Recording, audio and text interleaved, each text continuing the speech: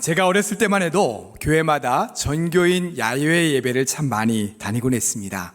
주로 날씨가 좋은 봄이나 가을에 교회에서 가까운 그런 야외에 나가서 예배도 드리고 또 명랑운동회 그런 것도 하면서 온 교인들이 함께 단합하는 그런 아주 즐거운 시간을 가졌던 기억이 있습니다. 우리 교회도 코로나가 오기 전에는 2년에 한 번 주일에 먼저 예배를 드리고 우리 단합대회를 또 체육대회를 갖곤 했죠. 올 하반기에도 일단 일정을 잡아놓긴 했는데 지금 상황으로 봐서는 조금 어렵지 않겠나라는 생각을 합니다. 하루빨리 코로나가 정식되어서 우리 전교인이 함께 단합하면서 또 체육대회도 하고 또 은혜로운 시간을 나눌 수 있는 그런 때가 하루빨리 왔으면 좋겠습니다. 제 개인적으로 교회나 성전이 아닌 야외에서 드렸던 예배 중에서 아직도 저에게 참 기억이 많이 남고 은혜가 되었던 그런 몇 번의 예배가 있습니다. 그 중에 한 번은 2010년에 이스라엘의 성지순례를 갔다가 시내산에서 드렸던 예배입니다. 여러분, 시내산이 어떤 곳인지 아시죠? 모세가 40일 동안 올라가서 하나님과 1대1로 만났던 곳이고요. 그 하나님과의 만남에서 십계명과 율법을 받았던 곳이 바로 이 시내산이죠. 아직도 시내산에 갔던 그 기억이 아주 또렷하게 납니다. 저희가 시내산에 오른 날은 주일이었습니다. 전날 숙소에 미리 도착해서 미리 다 준비를 해놔야 돼요. 왜냐하면 시내산에 올라가려면 이제 새벽 2시에 일어나서 약 2시간 동안 이제 올라가서 미리 산에 도착해 있어야 그 시내산에 떠오르는 태양을 보면서 거기서 이제 함께 예배도 드리고 하기 때문입니다. 그런데 다들 평생에 한 번 있을까 말까 한 기회이기 때문에 새벽 2시에 다 일어나서 깜깜한 밤길을 걸어서 마침내 시내산 정상에 도착을 했습니다. 조금 있으니까 시내산에 이게 붉은 해가 막 떠오르는데요. 주변 돌산들이 다 빨갛게 이렇게 물들면서 온통 약간은 붉기도 하고 또 황금색으로 변하는 것을 보았습니다. 그 광경을 보면서 정말 이루 말할 수 없는 어떤 감격과 감동이 막 일어나더라고요. 잠깐 한번 사진으로 보실까요? 제가 찍은 사진은 아니고요. 저것이 시내산 정상에서 이제 주변의 산들을 바라본 그런 모습입니다. 저 지금 붉은 돌산들이 보이시죠? 빨간 태양이 올라오면서 그 다음 사진도 한번 보여주십시오. 저렇게 주변이 저렇게 빨갛게 막 멋있게 아주 변하는 겁니다. 그러면서 저 모습을 보면서 문득 이런 생각이 드는 거예요. 바로 이곳에서 하나님께서 모세를 만나 주셨구나. 하나님께서 나도 깊이 만나 주셨으면 좋겠다 라고 하는 그런 마음이 들었습니다. 이렇게 가슴 벅찬 마음으로 해가 뜨는 광경을 본 후에 그 자리에서 주일 예배를 드렸습니다. 그런데 그때 드렸던 그 예배가 정말 그 전에 드렸던 그 어떤 예배보다 굉장히 은혜로운 예배였습니다. 우리는 언제 어느 곳에 가든지 주일이 되면 하나님께 예배드리는 것을 잊지 않습니다. 만약에 주일을 꼭 끼어서 출장을 가야 된다거나 타 지역이나 또 외국에 가야 될 상황이 된다 할지라도 주일에 내가 어디서 예배를 드리게 될까라고 하는 것을 가장 먼저 우리는 생각하게 되죠. 신앙생활 하면서 다른 것은 잘 못해도 적어도 하나님께 예배드리는 일만큼은 주일에 내가 주님 앞에 온전히 내 마음을 다해서 예배드리는 것만큼은 열심히 하려고 힘씁니다. 이것이 대부분의 성도들이 가지고 있는 그런 마음입니다. 우리는 왜 이렇게 늘 예배자로 살아야 할까요? 하나님께서 우리를 예배자로 부르셨기 때문입니다. 하나님께서 우리의 예배를 너무나 기뻐하시기 때문이에요. 이사야 43장 1절 말씀에 보면 하나님께서 이스라엘 백성들에게 이렇게 말씀하십니다. 야곱아, 너를 창조하신 여호와께서 지금 말씀하시느니라. 이스라엘아, 너를 지으신 이가 말씀하시느니라. 너는 두려워하지 말라. 내가 너를 구속하였고 내가 너를 지명하여 불렀나니 너는 내 것이라. 그런 다음에 43장 21절에 그들을 지으시고 부르신 이유를 하나님께서 이어서 말씀해 주고 계세요. 우리 한번 43장 21절 말씀 다 같이 읽겠습니다. 이 백성은 내가 나를 위하여 지었나니 나를 찬송하게 하려 함이니라. 아멘. 하나님께서 이스라엘 백성들에게 너는 내 것이다 라고 말씀하신 이후에 21절 말씀에 내가 너희를 짓고 내가 너희를 내 백성으로 부른 이유는 나를 찬송하게 하기 위함이다 라고 말씀하고 있는 거예요. 신약 성경에서도 하나님은 우리를 예배자로 부르셨다 분명히 말씀하십니다. 에베소서 1장 5절과 6절 말씀 다 같이 한 음성으로 읽겠습니다. 그 기쁘신 뜻대로 우리를 예정하사 예수 그리스도로 말미암아 자기의 아들들이 되게 하셨으니 이는 그가 사랑하시는 자 안에서 우리에게 거저 주시는 바 그의 은혜의 영광을 찬송하게 하려는 것이라. 아멘. 하나님께서 우리를 예정하시고 예수 그리스도로 말미암아 우리를 하나님의 자녀로 삼으셨다라고 말씀하시는데 그 이유가 뭐냐? 하나님의 은혜의 영광을 찬송하게 하시기 위함이다 말씀하고 있는 거예요. 아까 이사야 말씀도 그렇고 에베소서의 말씀도 그렇고 찬송한다 라고 하는 것은 하나님께 예배드림을 의미합니다. 우리는 이 말씀들을 이렇게 이해해야 돼요. 하나님께서 우리를 하나님의 자녀 삼으심으로 하나님과 우리 사이에 깨어졌던 관계를 사랑의 관계로 회복시켜 주셨어요. 하나님께서 우리를 너무나 사랑하신 것처럼 우리도 주님을 사랑하며 살도록 하셨죠. 그런데 하나님께서 우리에게서 가장 받고 싶어하는 사랑의 표현이 있으세요. 그게 뭐냐? 바로 예배라는 거예요. 우리가 하나님을 사랑합니다, 우리가 하나님을 온전히 믿습니다 라고 하는 가장 하나님께서 받고 싶어하는 표현이 바로 예배다라고 하는 거예요. 예배란 바로 하나님을 높이고 영광 돌리는 것을 의미하기 때문이죠. 이러한 하나님의 마음을 잘 알고 하나님을 기쁘시게 하고자 하는 그런 믿음의 마음을 가진 사람들은 그들의 삶에서 예배가 떠나지 않는 것을 보게 됩니다. 예배드리는 삶이 그들의 가장 최우선으로 삼는 것을 보게 돼요. 역대하 11장 말씀에 보면 북이스라엘의 왕 여로보암이 악행을 저지르자 이의 악행을 피해서 남유다로 내려온 제사장들과 레위인들의 이야기가 나옵니다. 당시 역사적 상황은 이랬어요. 이스라엘의 첫 번째 왕이 누구죠? 사울 왕입니다. 두 번째 왕은 다윗 왕이고요. 세 번째 왕은 솔로몬 왕이었죠. 이 솔로몬 왕 이후에 이스라엘이 북쪽과 남쪽으로 나눠지게 됩니다. 북이스라엘과 남유다로 나눠지게 돼요. 북이스라엘은 여로보암이 다스리게 됐고요. 남유다는 솔로몬의 아들이었던 르호보암이 왕이 됩니다. 그런데 당시 하나님께 예배드리는 성전이 어디 있었냐면 남유다에 있었어요. 그러다 보니 북이스라엘 백성들이 자꾸만 남유다로 마음이 기우는 겁니다. 그러자 북이스라엘의 여로보암 왕이 불안한 마음이 들기 시작해요. 이러다가 북이스라엘 백성들이 남쪽으로 자꾸만 내려가려고 하는 거 아니야? 라고 하는 마음이 들면서 원래 하나님을 섬기던 제사장과 레위인들을 다 쫓아내고는 송아지 우상을 만들고 그 송아지 우상을 섬기는 가짜 제사장들을 세우게 됩니다. 그리고 백성들로 하여금 그 우상을 제사하도록 강요했죠. 그러자 북이스라엘에 거주하고 있었던 제사장들과 레위인들이 그들의 고향을 떠나서 남유다로 내려갔습니다. 자, 역대하 11장 13절에 이렇게 말씀하고 있어요. 온 이스라엘의 제사장들과 레위 사람들이 그들의 모든 지방에서부터 르호보암에게 돌아오되, 이렇게 말씀하고 있는데 여기서 르호보암은 바로 남유다의 왕을 말합니다. 남유다로 내려왔다는 거죠.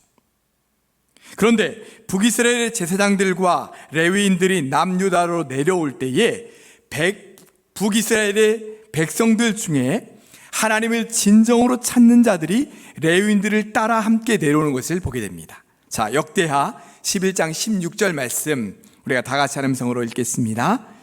이스라엘 모든 지파 중에 마음을 굳게 하여 이스라엘의 하나님 여호와를 찾는 자들이 레위 사람들을 따라 예루살렘에 이르러 그들의 조상들의 하나님 여호와께 제사하고자 한지라. 아멘. 북이스라엘의 제사장들과 레위인들과 또한 이 백성들이 남유다로 내려온 이유는 단 한 가지예요. 하나님께 예배드리기 위해서입니다. 하나님을 믿는 신앙의 자유, 하나님께 마음껏 예배드릴 수 있는 자유를 얻기 위해서 내려왔다는 거예요. 자, 우리나라도 38선으로 나눠지기 전에 북쪽에 살던 분들이 많이 남쪽으로 내려왔습니다. 그분들은 조상적부터 살아오던 그 정든 고향을 버리고 왜 무작정 내려왔습니까? 자유로운 삶을 누리기 위해 살아왔고요. 또 하나는 신앙의 자유를 찾기 위해서 내려왔습니다. 공산당의 핍박을 피해서 마음껏 예수님을 믿고 마음껏 언제든지 하나님께 예배드리기 위해서 남쪽으로 내려온 거예요. 이처럼 하나님을 진정으로 찾는 사람들, 예수 그리스도를 믿는 그리스도인들은 하나님께 예배드리는 것을 멈출 수 없습니다. 하나님께 예배드리는 일에 최선을 다할 뿐만 아니라 자신들의 목숨을 걸고 예배를 사수하는 것을 볼 수 있어요. 왜 그렇게 할까요? 하나님께서 우리를 예배자로 부르셨다는 것을 알기 때문입니다. 하나님께서 우리가 드리는 예배를 너무나 기뻐하신다는 것을 잘 알기 때문이에요. 하나님은 왜 그렇게 우리의 예배를 기뻐하실까요? 예배의 본질을 알면 그 이유를 알 수 있습니다. 여러분, 예배가 무엇입니까? 예배란 우리가 하나님의 하나님 되심을 인정하고 하나님을 찬송하며 높이는 것, 그것이 바로 예배입니다. 하나님께서 지금까지 내 인생에 행하신 일들과 지금 이 순간에도 행하고 계신 일들, 이런 모든 것들을 기억하면서 하나님께 감사하고 하나님을 찬양하며 하나님께 영광 올려드리는 것, 그것이 바로 예배예요. 오늘 본문에서도 예배의 본질이 무엇인지를 정확하게 말씀해주고 있습니다. 우리 본문 4절과 5절 말씀 다 같이 한 음성으로 읽겠습니다. 여호와여, 주께서 행하신 일로 나를 기쁘게 하셨으니 주의 손이 행하신 일로 말미암아 내가 높이 외치리이다. 여호와여, 주께서 행하신 일이 어찌 그리 크신지요. 주의 생각이 매우 깊으시니이다. 아멘. 지금 시편 92편의 저자는 주님께서 자신에게 행하신 일, 주의 손으로 자신에게 행하신 모든 일들을 높이 외치며 찬양하면서 이렇게 고백하고 있는 거예요. 여호와여, 주께서 행하신 일이 어찌 그리 크신지요. 주의 생각이 매우 기쁘시니이다. 여러분, 이렇게 찬양하고 있는 이것이 바로 예배라는 거예요. 여러분, 예수님을 찾아왔던 많은 사람들 한번 떠올려 보십시오. 그 중에는 환자들이 많았습니다. 앞을 못 보는 사람, 걷지 못하는 사람, 중풍병에 걸린 사람, 귀신 들린 사람, 어디서도 고칠 수 없는 그런 병으로 고통당하고 있는 사람들이 예수님을 찾아왔어요.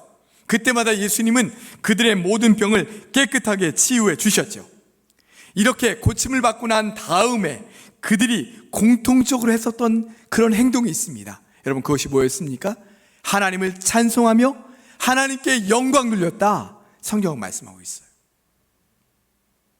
하나님께서 나의 병을 치유해 주시고 나의 문제를 해결해 주심을 감사하면서 하나님을 찬송하고 하나님을 높였다는 거예요. 그것이 바로 예배예요. 설교를 시작하면서 제가 시내산에서 드렸던 예배를 말씀드렸습니다. 저는 이 예배를 드리면서 그동안 드렸던 제 예배가 너무 부끄러웠어요. 내가 지금까지 드렸던 예배가 얼마나 형식적이었나. 이 예배의 본질에서 벗어난 예배를 내가 드리고 있었구나 라고 하는 그런 마음이 계속 드는 거예요. 매주 예배를 드리고 있는데 최선을 다해 드리지도 않았고 형식적으로 드렸던 것 같아요. 예배를 통해 내가 어떻게 하면 하나님을 높이고 하나님을 찬송하고 하나님께 영광 돌릴까라고 하는 것보다 내 감정이 먼저였던 것 같아요. 왜 나에게는 기쁨이 없고 왜 나에게는 은혜를 주시지 않을까. 내가 더 먼저였던 것 같아요. 그러다 보니 늘 불만이 가득한 예배가 더 많았던 것 같습니다. 예배 끝나고 나면 오늘도 충만한 은혜를 받았구나 라고 하는 마음이 아니라 왜 오늘 은혜를 안 주시지? 왜 나에게는 기쁨이 없지? 라고 하는 마음이 제 마음 가운데 더 많았던 것 같아요. 그동안 얼마나 예배의 본질에서 벗어난 예배, 잘못된 예배를 드리고 있었는지 제 자신을 돌아보게 되었습니다. 지금 우리는 코로나로 인해 또다시 성전 예배를 드리지 못하고 각 가정에서 온라인으로 예배를 드리고 있습니다. 여러분, 이렇게 예배 드리면서 그동안 우리가 드려왔던 예배를 한번 돌아보기를 원합니다. 그동안 내가 어떤 예배를 주님 앞에 드려왔던가? 나 자신을 온전히 드리는 예배를 드렸나? 정말 최선을 다한 예배를 드렸나?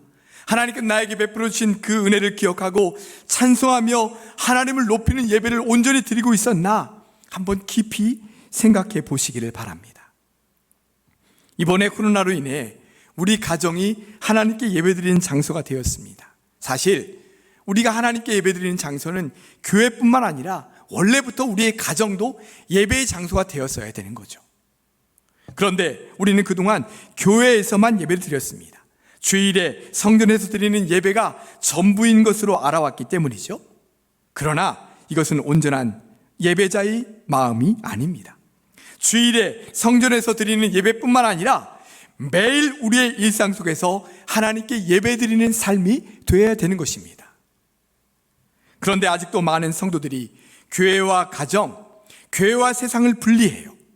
교회에서는 예배를 드리고 믿음, 소망, 사랑을 말하고 신앙의 형제자매들과 영적으로 교제하는 일들을 활발히 하는데 교회 밖에만 딱 나가면 예외와 담을 쌓고 불신과 절망과 시기를 말하고 믿지 않는 사람들과 똑같이 살아가는 모습들이 나타난다는 것입니다.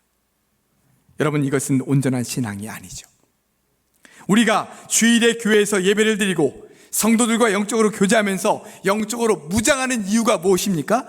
교회 안에서만 신앙인다운 모습을 보이기 위해서인가요? 아니죠.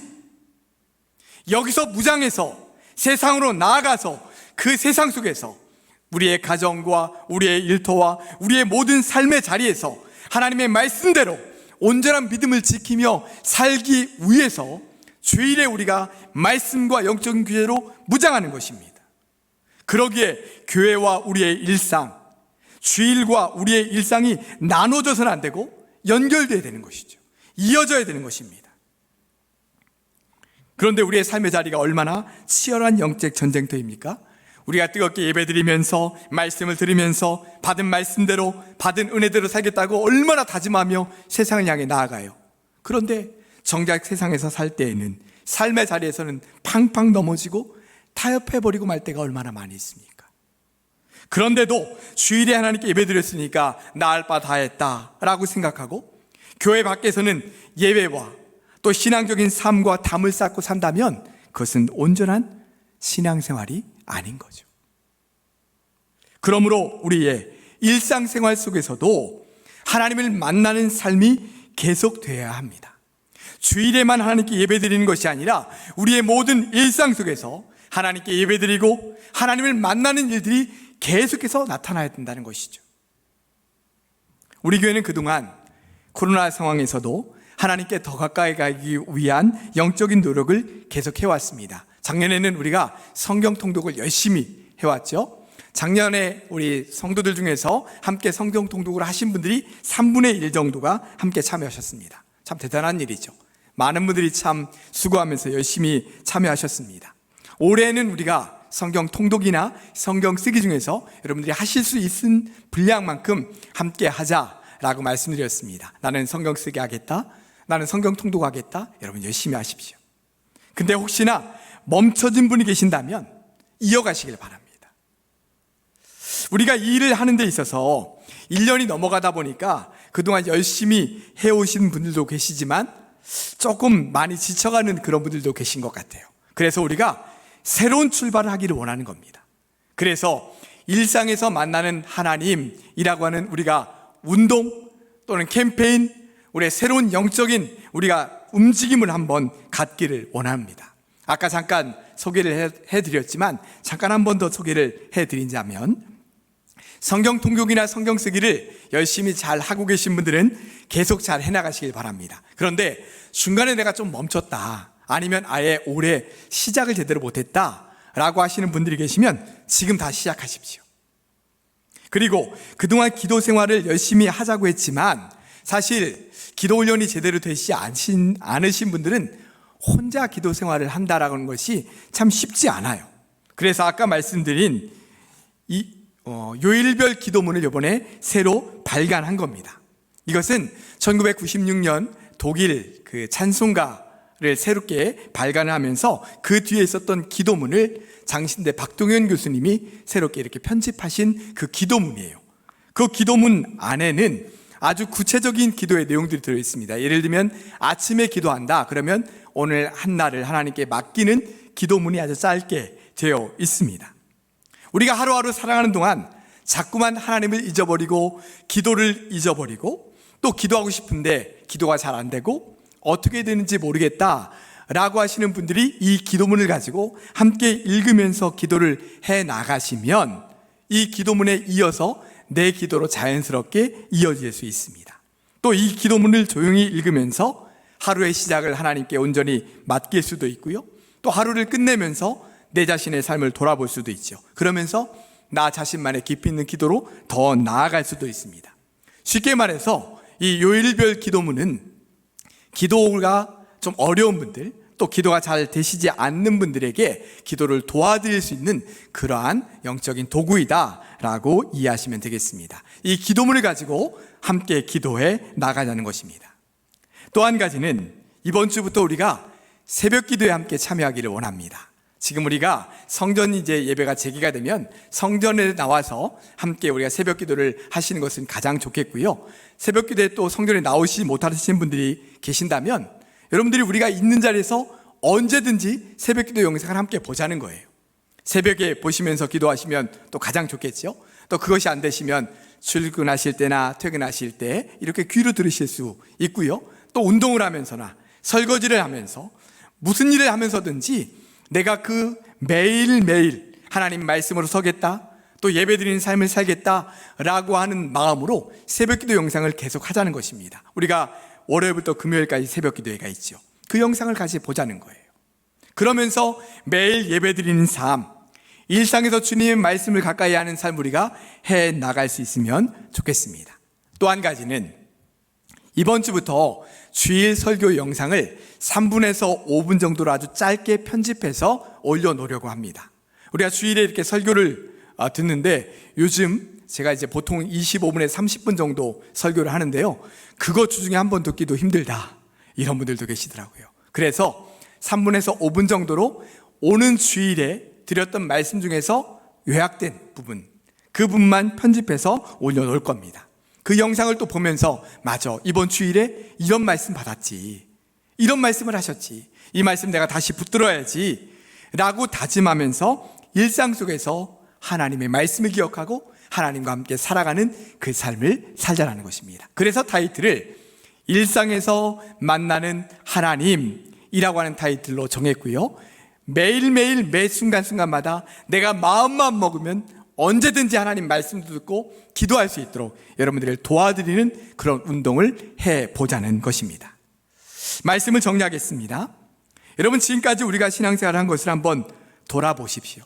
우리가 그동안 반쪽의 신앙생활을 해왔는지도 모릅니다. 너무 교회 안에서만 교회 중심적인 신앙생활만 해왔던 거죠. 그러다 보니 교회 안에서의 모습과 밖에서의 모습이 너무 다른 겁니다. 목사님, 그러면 이제 온라인으로만 예배드리고 교회 봉사나 아니면 활동에는 참여하지 않아도 된다는 말씀입니까? 당연히 아니죠. 이제 코로나가 지나가고 나면 하나님께서 구별하신 이 주일에 거룩한 성전에서 우리 믿음의 형제 자매들과 함께 다 함께 주님 앞에 영광 돌리며 예배드리는 그날이 하루속히 우리에게 오기를 원합니다. 정말 온 마음을 다해서 최선을 다해서 하나님께 예배드리기를 원해요. 그러나 동시에 이제는 우리가 살아가고 있는 매일매일의 일상에서도 하나님께 예배드리는 삶이 되기를 원합니다. 물론 24시간 하나님만 생각하고 또 예배만 드려라, 그런 말은 아니죠. 이제는 매일의 일상에서 적어도 몇십 분만이라도 나 혼자만의 시간과 공간에서 하나님의 말씀을 읽고 그 말씀을 쓰고 기도문을 가지고 함께 기도하고 새벽기도 영상을 들으면서 다시 한번 말씀과 예배 가운데 나아가는 삶을 통해서 일상에서 하나님을 만나는 경험들을 매일매일 해 나가자는 것입니다. 여러분, 이것이 하나님께서 원하시는 모습이에요. 이런 모습이 오늘 본문 1절부터 3절까지의 말씀에 나오고 있습니다. 우리 한번 같이 1절부터 3절까지 말씀 읽도록 하겠습니다. 지존자여, 시편금과 비파와 수금으로 여호와께 감사하며 주의 이름을 찬양하고 아침마다 주의 인자하심을 알리며 밤마다 주의 성실하심을 베풀미 좋으니이다. 아멘. 주일에 성전에 있을 때만 하나님, 이것이 아니라요, 매일 아침에 눈을 뜨고 매일 밤에 잠자리에 들면서 또 일상의 모든 중간중간마다 주의 인자하심을 생각하고 주의 성실하심을 찬양하는 그런 삶을 우리 주님께서 원하신다라고 말씀하고 계신 것입니다. 사랑하는 우리 일산예일교회 성도 여러분, 일상에서 만나는 하나님, 우리가 다 같이 시작해 봅시다. 그래서 이제는 우리의 일상에서도 날마다 하나님께 예배드리고 하나님을 만나며 하나님과 함께 살아가는 진짜 신앙생활을 해 나갈 수 있기를 바랍니다. 그럴 때에 우리의 신앙생활에 변화가 일어날 겁니다. 하나님께서 역사하심을 느껴지게 될 거예요. 아, 주님과 동행하며 산다는 것이 이런 것이었구나 라고 하는 것을 분명히 깨닫게 되고 그 주님으로 인하여 승리하는 삶을 살아가게 될 줄로 믿습니다. 이제부터 일상에서 만나는 하나님을 경험하는 귀한 삶을 잘 살아가시는 사랑하는 우리 모든 성도들 되시기를 주님의 이름으로 축원합니다. 기도하겠습니다. 사랑과 은혜 주님, 감사합니다. 우리가 진짜 살아가야 될 삶이 어떤 삶인지를 다시 한번 말씀해 주셔서 감사합니다. 주님, 우리가 매일매일의 삶에서 주님을 바라보며 주님을 만나며 주님께 예배드리는 삶을 이제는 살아가기를 원합니다. 주여, 우리와 함께하여 주시옵소서. 성령께서 우리의 마음속에 온전히 주장하여 주셔서 그런 삶으로 나아갈 수 있도록 우리를 도와주시옵소서. 이제는 일상에서도 매일 주님을 만나며 주님 앞에 예배드리며 주님과 함께 살아가는 온전한 삶 살아갈 수 있도록 축복하여 주시옵소서. 예수님의 이름으로 기도드리옵나이다. 아멘.